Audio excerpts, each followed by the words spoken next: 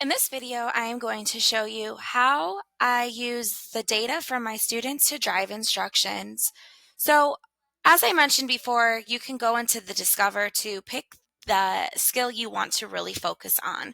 So, for one of my groups, I wanted to focus on multisyllabic words that included prefixes and suffixes to see if I need to work with my students on these skills, specifically my fifth graders. So, I actually did a fourth grade um, pre-assessment for them, and the score was 47%. 108 were incorrect and 94 answers were correct. So I knew this was something that I really needed to focus on with my fifth grade students.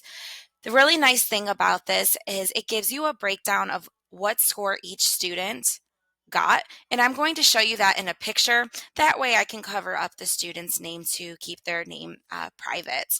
So if I go down here, I can also look at all the questions that were given throughout the game or the pre-assessment, and I could see which questions the students struggled on, which questions they got right, so I can even break down that instruction even further.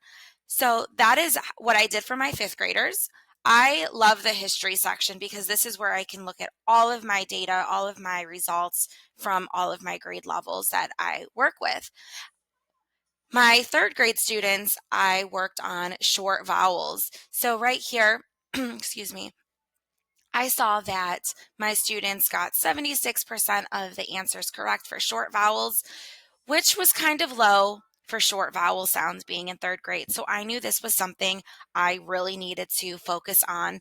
And again, I can look at these questions to see which short vowel sound the students were really struggling with.